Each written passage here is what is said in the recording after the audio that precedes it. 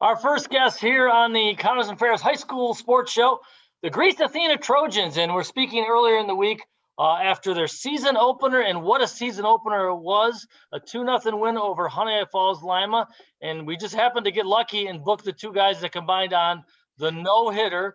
Casey Sawkey and Victor Alonji combined on the no-hitter, and they're joined with us by their coach, Jason Bunting.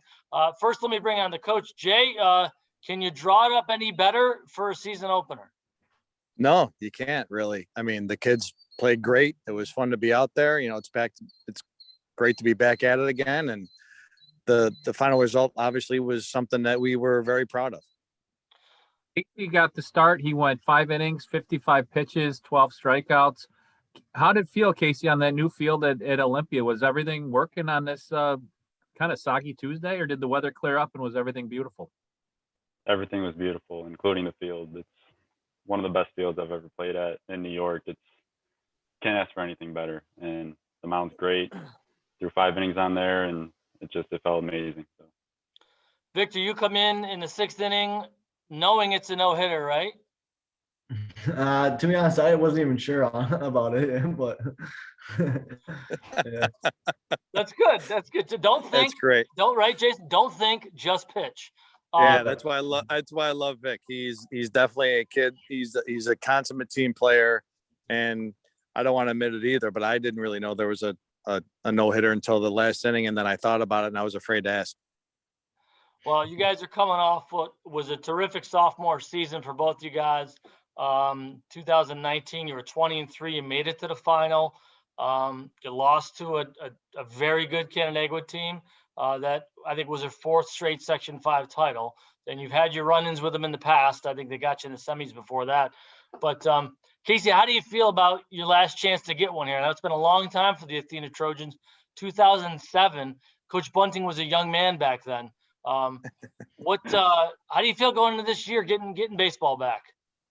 Well, the only goal that I have is to win a sectional title, and obviously we were robbed of that last year and my sophomore year when we lost to Canandaigua. But I'm in it for the sectional title, and I'm sure Vic is too, and we're excited for it. It's going to be a good year.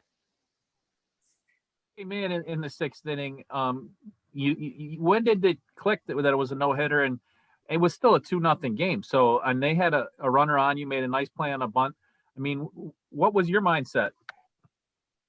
I was just ready to go there and throw strikes and stuff and just get the job done after Casey threw a great 5 innings.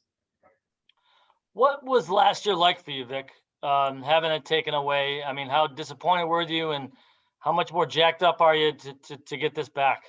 Yeah, I was devastated when we heard the news about the corona ending the season, but I'm just ready to get going. I'm excited to play and bring my energy every game. You and I talked several times last spring because it was kind of a moving target until they finally said no more. Talk about your team this year, and the guys that you had coming back, and then do you have players too that are seniors that are first-year varsity players that are making that adjustment to varsity baseball right away? Mm-hmm. Yeah, I think that's the biggest adjustment that coaches around Monroe County are having to make, and that is, aside from Casey and Vic, I was lucky enough 2 years ago to have 2 sophomores that were good enough to play varsity, and aside from those 2 guys, everybody else is a rookie. So I have 2 guys returning is how you should think about it in terms of a coach, and really kind of slow stuff down. And I think the guys are picking it up as fast as they can, and we're having fun doing it. But like you said, missing that year last year really does, people ask me, how is so-and-so going to be? I have no idea. How is this team going to be? I have no idea. I don't think anybody really does, because of the fact that there's just so many unknowns out there because we missed the whole season. Well, there's one guy how he's going to be, and it's Casey. He is a Virginia commit. We haven't mentioned that. We saw the photos of the scouts at the game. Could you just talk about his game, Jason, and the rarity and the privilege it is to coach a player this good in up north? We don't see his type all that often. Right. Well, I'll tell you what I told the scouts today. Casey's greatest attribute is the fact that he's a great teammate, and the fact that he loves this game. And, he has obviously a lot of physical tools. He has the love of the game. But Casey's best thing that he has going for him is he can slow the game down. He doesn't get caught up in it. He realizes that he's going to fail at times, but he doesn't let that get to him. And if he keeps that, if he can keep that in him, then I'll be sitting at a major league ballpark one day watching him play. I just hope that he pays for my ticket. Of course, Coach. How could I not? We're Thanks for the talking kind some, words. And I'll give you. Greece Athena baseball and Vic, what the way you guys ended up losing. I mean, you guys had a dramatic win in the semifinals 2 years ago to beat Mendon. This guy hits a 2-run shot, I think, to win the game. Casey did, and you guys had to feel like a team of destiny there. I think you were the top seeds in that game, and Canandaigua had kind of a shaky year there. I think it had 7 losses. How much does that fuel you, Vic, or how much has it fueled you and this whole team, not just you? Yes, it has fueled us all. And we really want to get a sectional title, and that's the goal, 100%. It sounds like the guy. I mean, here's a guy that could play pro ball. Mhm. Casey. It sounds like that's pretty motivating for you. Like that's like the last thing, right? Yeah, absolutely. If you don't get it, and I remember talking to Abby Wambach about this when she didn't get a state title as a soccer player. She had a 3-0 lead her senior year in the state championship game, and they lost in the last 20 minutes, 4-3. They were up 3-0. That's a hard loss. If you don't get it this year, will you always feel like a little unfinished business? Yeah, for my high school career, absolutely. As I said earlier, just all I want out of this year is a sectional title. I want to, help bring my team there and, do my 1/9. And, if we don't get it this year, then I carry it over to the next team that I play for, which will be Virginia. And we aim for a national championship there. But absolutely unfinished business if we don't get it this year. So.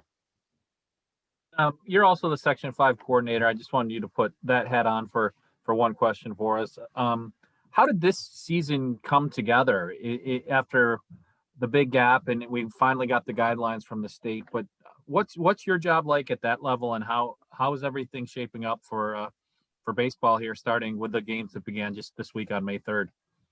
Oh, well, I think the biggest challenge, Steve, was just to make sure that we had, some dates in mind for a start date and an end date. And, the start date was pretty much established when we added the fall season. And, I'm a football coach too, so I was happy for those kids. But at the same time, I have a special plate in my heart for the spring kids. And I just wanted to make sure that we had, a length of a season that was, substantial. And I think that the state and Section 5 did a great job in helping us, get this season underway. And, I'm proud of what we've accomplished. And I think, now it's just so much fun being out there.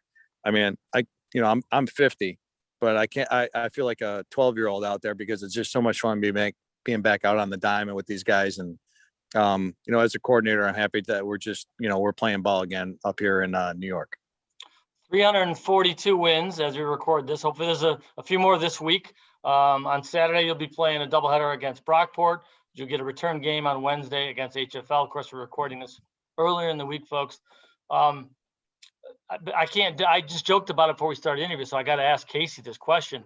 Your dad and his influence. I've been around long enough that I covered your dad when he played at Churchill Chili, and he wanted to play at Lemoyne and some pro ball too. How big of an influence on your career has he been? And do people ever compare you to him? I don't know so much about the comparison, but I take after him. He's the footsteps that I follow, and he's out there throwing BP to me and hitting me ground balls, 5, sometimes 6 days a week, and he's the biggest reason I am the player that I am, and I can dedicate everything to him. He does so much for me, and as you said, I can't dedicate enough. He's done so much. I got one last wild card question for Vic, real quick.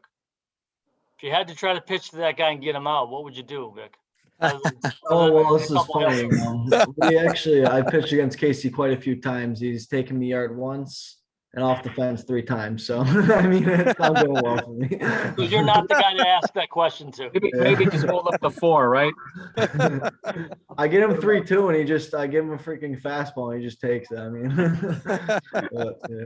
Well, Athena, I hope to be talking to you after a championship game this year. And we don't talk to the teams that lose after championships. So wish you the best of luck getting that crown, boys. All right, thank you. I appreciate it. Thank you, Jeff. Jason Thanks, Steve. Bunting, good hearing from you, and good luck to the Athena Trojans this year. We'll take our first break. You're listening to the Connors and Ferris High School Sports Show. We're brought to you by Salvador's Pizza.